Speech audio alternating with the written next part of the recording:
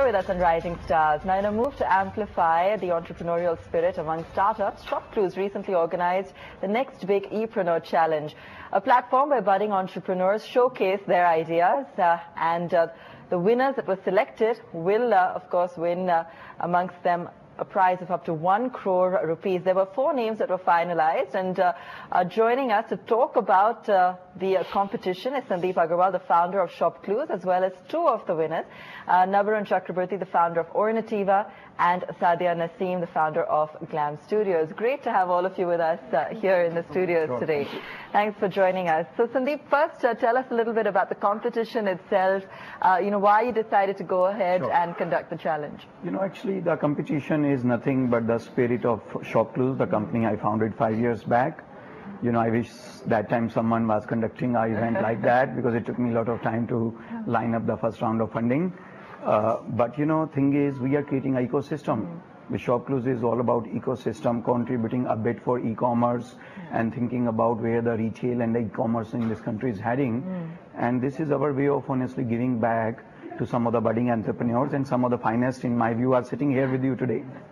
So there was quite a process, wasn't it, Navarun? So how did you, go about the various levels? Tell us a little bit about the competition and what it entailed. So basically, we are already a seller in ShopClues. We used to sell in ShopClues our jewelry, and then we came to know about these challenges and these awards.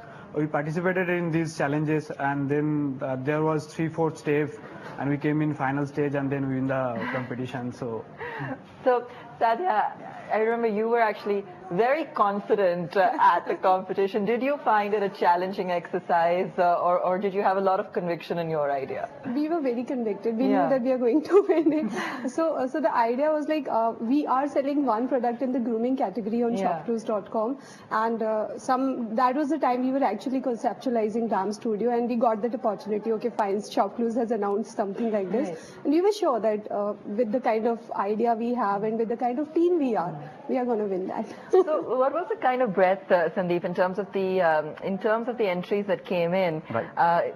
Most of them, of course, were on the digital front, because that's what you were looking for. But in terms of the sector, the types of ideas, tell us a little bit. See, I don't know the exact number, but it was a very large number. Yeah. And it was all over the map. Yeah. From as traditional business as it can get. And obviously we did little bit, maybe you can say, I don't know whether you can call it selfishly, because at the end of the day we are giving money rather than taking it. But we still did look into the ShopClues ecosystem. We have the highest number of sellers. India has 20 million SMEs. 500,000 of that currently use ShopClues platform to sell online. So for us, that was a starting point. Look for, like as they say, charity begins at home. So how about look for entrepreneur who have maybe tried our platform, but it was not limited to that. So I don't know whether I'm able to answer your question, but it was there were hundreds of entries. It was all over the map. Some were doing pure play internet. Someone was doing very traditional business. Someone was doing a kind of hybrid or omni-channel. And I must say, it was just a very high quality of entrepreneur. At the end of the day, in any contest or competition, you have to choose 2, 3, 4. But they were great entries. Okay. So, Sadia, you've been an entrepreneur for a while. You've had your spate with various ventures. How do competitions like these help? It definitely helps. In India, everybody knows that like out of 120 startups only get successful, or 80 startups straight. It generally happens because of the lack of resources. Many a times the idea is good, the team is good, but they do not get a platform. They do not get money, they do not get mentorship. So with these kind of platform which ShopClues has started, it's definitely going to help the entrepreneurs like us, because it helped us. I mean, we were able to actually get guidance from the team of ShopClues and the money we are going to receive. So it is very, very helpful.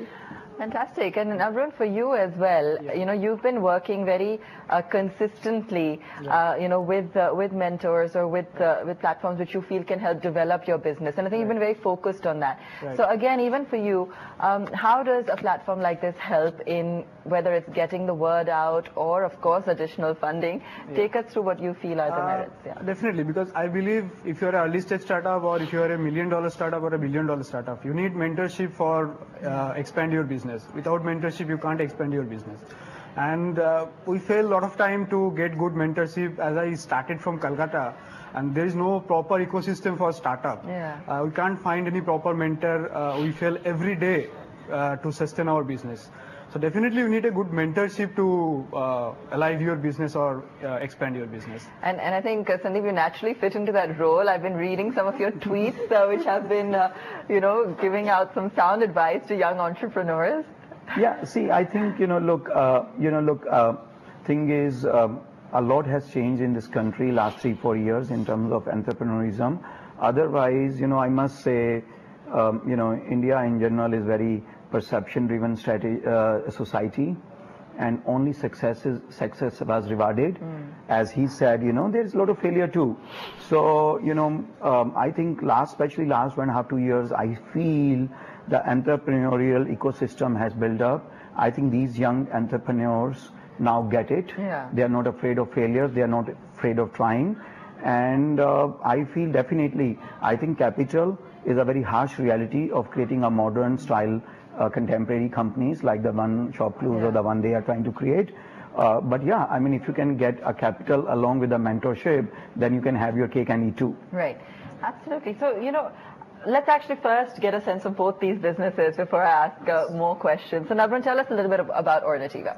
Ornativa is a fashion jewelry brand. You can create your own designs, you can customize your own designs, and it's real time. Like you can customize your design, you can change the stone color in real time, you can see the designs. And also we are using 3D printing technology to reduce the manufacturing cost.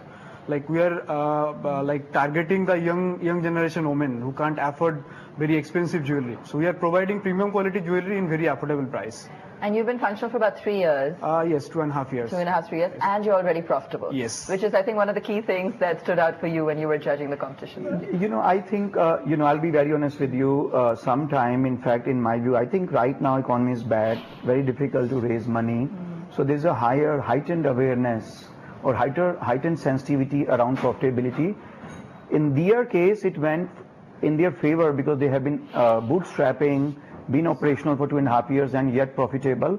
But I'll be very honest with you. I'm not sure that always being profitable at a very early stage is a good sign also. But I think what He's other things He's trying to scare you now. No. But what I liked about them is a very relevant team. Yeah. If they don't do it, who else will do it? Very strong domain expertise. Their passion, energy was visible. They were on top of their metrics and the numbers. And when I saw their logo, when their branding, the products they had to display during the competition, I think it clearly looked like something which can become very big. So are you still based in Calcutta, or have you shifted? We are planning to move from Calcutta to Hyderabad and Mumbai. Okay, to Hyderabad and Mumbai. All right. And Sadia, tell us a little bit about Glam Studios. So Glam Studios is basically trying to tap the unorganized salon segment and create a chain out of it so that the customers who have a small budget for grooming services, they can also go in a brand and get a predictable experience. So, so the model is like aggregating the existing studio salons and then giving them our brand, standardization, training, and then technology. Okay, so if I remember correctly, this model was much debated. In fact, we spent a lot of time on their presentation, I think, right? That's right. But what stood out for you? Yeah, first of all, I think they offered me a free haircut, so I knew that I was going to pick them up as one of the winner. No, that was a joke. But I think the main thing is, look, if you look at USA, Super Clips, Great Clips, there are multiple branded outlets. Even in India, Naturals has done extremely well in South with 500 plus outlets.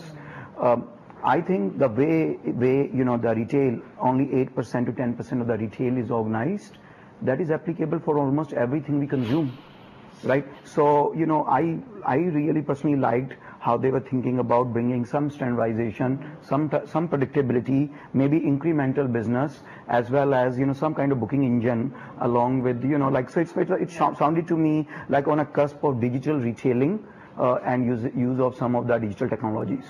Okay. And, you also said, Sadia, something very interesting, because you said that you'd actually taken lessons from some of your experiences before that and implemented them when you were actually creating this business model. And I think that's really interesting because you have that insight then into what's currently working or not working in the e-commerce space at some level. Yeah, so actually before we started Glam Studio, we were doing our research in the beauty and wellness industry. And I was like, let us take that experience ourselves first. We called all the beauticians, I mean all the home service, we used all the home service providers. And whenever we called a beautician, they were ready to give us their direct number. And if you talk to that girl and if you ask her for her aspirations, she'll tell, I want to become a beautician. I want to open my own salon someday. So that was a key point. And then there were some areas wherein we were very, very conscious. One was the security of a beautician and the customer, and then the loyalty of a customer and the beautician, and then again the aspiration of the beautician, the beautician to open a parlor. That actually made us think twice, and then we started meeting a lot of salon owners, and then we met some 200 salons in one area, and all of them were struggling. You know, they were looking for business because they do not know how to run that. If you look at India as a number, India has approximately 1 lakh parlors, out of which organized inventory is only 2,500. But if you look at the market share of the same, it is 25%. So there was a huge opportunity available.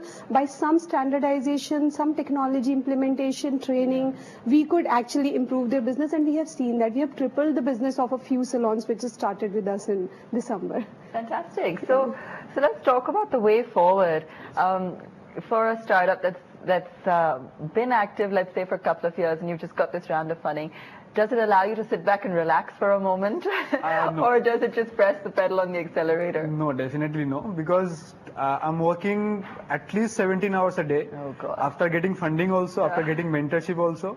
If you are in a startup, you have to work minimum 16 to 70 hours. Are you saying that just because he's sitting here? No, I think I wanted to hear that earlier I was working 14 hours, now it's in 17, and in 2 months it will be 19. And I'm finding ways how not to sleep. Definitely. But you know what I found interesting was in both of these startups, both these industries are also very crowded. And I remember that you had said, Nabrun, that you weren't really intimidated by that because you felt the opportunity was so huge. Exactly. So tell us a little bit about that. Yeah, because India, the jewelry market is huge. It's around 2.5 billion market size in India. But problem is like nobody is focusing on design. Nobody is focusing on quality. Everybody just, they're buying and selling it. So our target is to provide premium quality fashion jewelry in affordable price. Okay. So that is why we feel a lot of opportunity in this market. Okay. And you know, when it comes to laying out really what comes next, Sandeep, I know you've also sat down with them. So what are the areas, opportunities you feel will be catalysts for growth? See, I think devil is in detail, and these guys know what they are doing. But I will say just this way, that you know, it takes 31,000 rupees today to buy a 10-gram gold, right? Buy a high-quality diamond, it takes forever. And for 3,000 years in India, you know, when someone thinks about grooming and looking good, jewelry is a very integral part of that. Right, so culturally, jewelry is a very big part of what we do as a society to look good, to look better. You know, they are creating affordable luxury. They are creating fashion jewelry.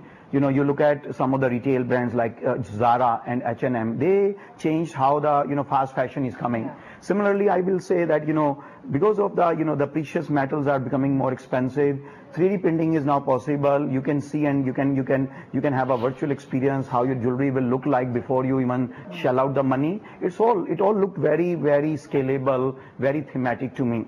And I hope they are able to fulfill this large addressable opportunities void which I saw in the market. Okay. What for you are the next steps?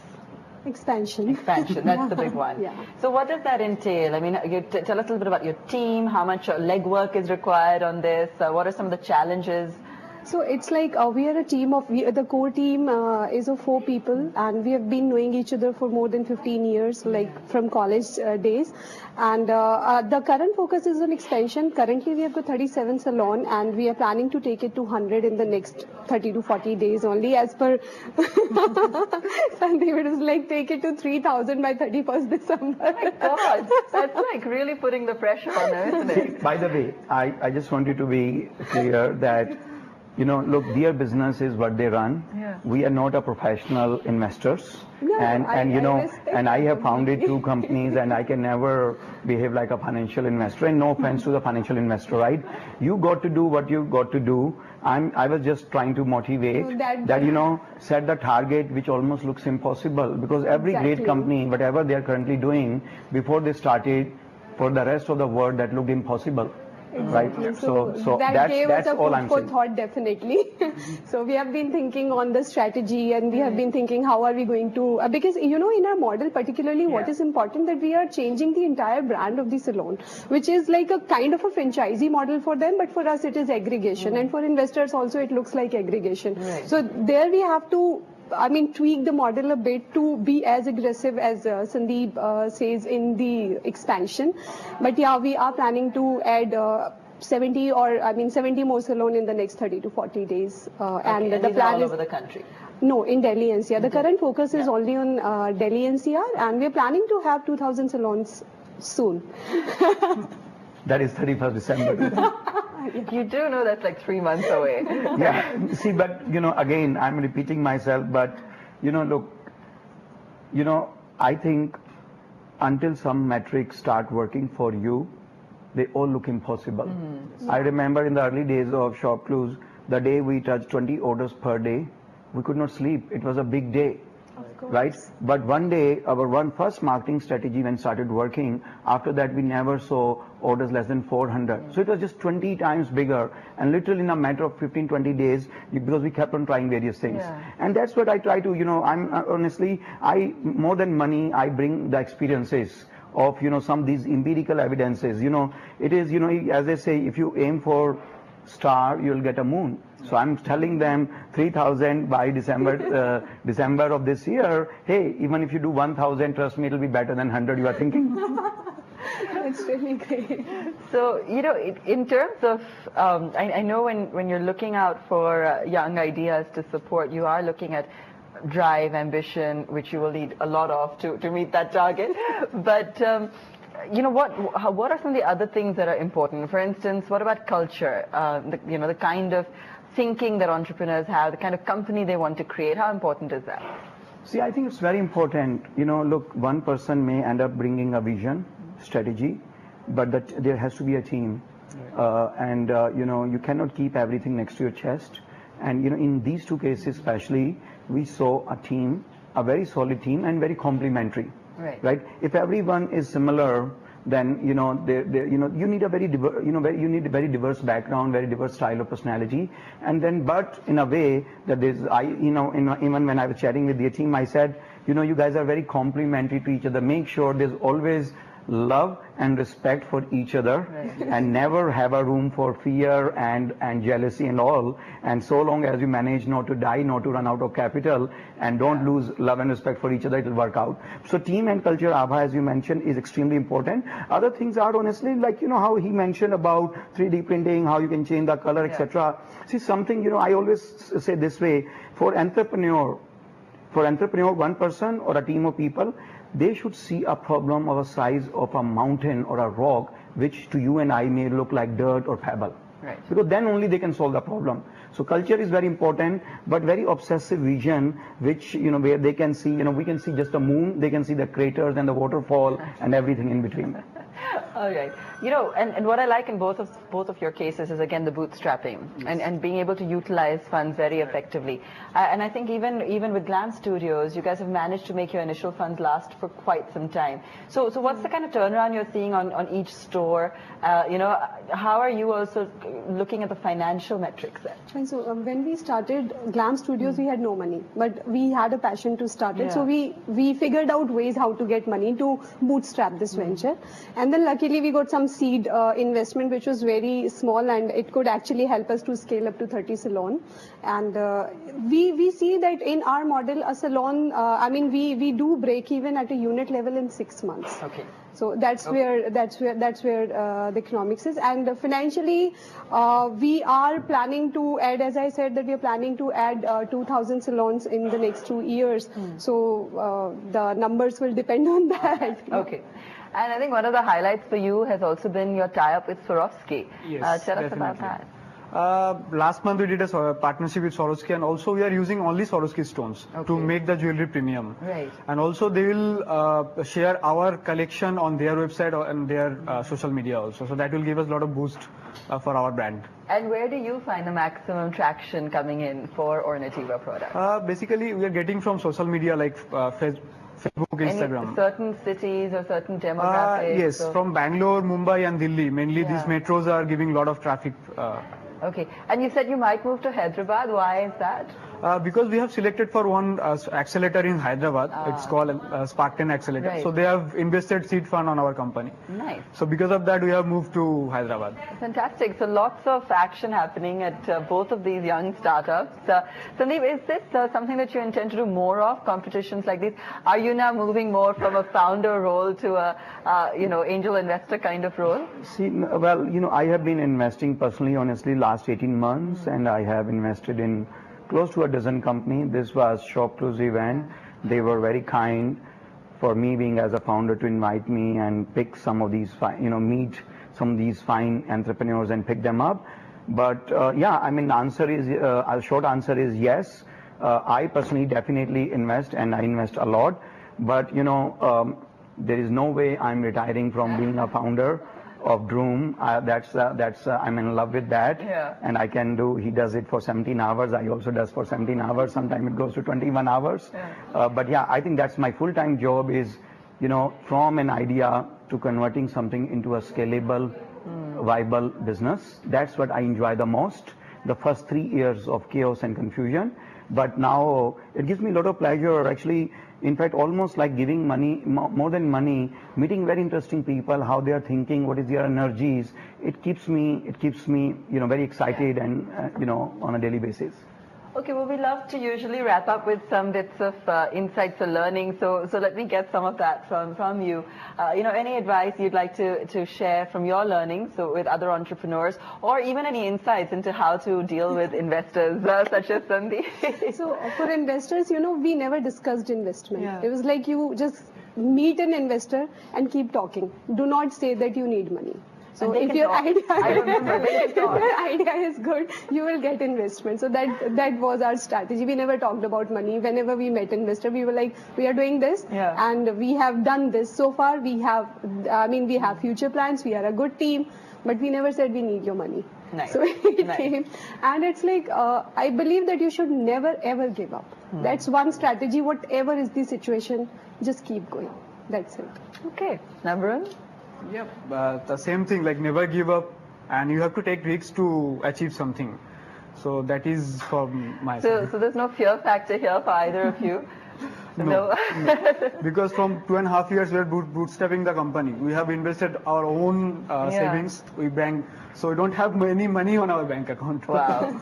So we have taken a lot of risks for this startup. So. Wow. Well, I'm sure it will work out. Sandeep, any of your wise things you want to leave us with? No, I think I would just say that, look, I think for me it's very exciting. 5 years back when I came to India, I still found entrepreneurism in the ecosystem at a very, very early stage, very rudimentary. Now it is shaping up. So I would just say, follow your dreams, follow your passion. Don't do this because it is glamorous. Don't do this because you want to be your own boss. Don't do this because you want to make money. Because I can tell you, as an entrepreneur, it's a most lonely job. It's a most demanding job. And when you report to yourself, it's probably the toughest boss you can have. So do it if you are obsessive and passionate. All right, fantastic. Thank you so much for all of you. Is there something you wanted to add? Yeah, okay. Thank you so much for joining us. Great having you, and it's great to see you all smiling. So I hope you're equally excited when I see you next time. That's all from us on this edition of Rising Stars. Thanks so much for watching.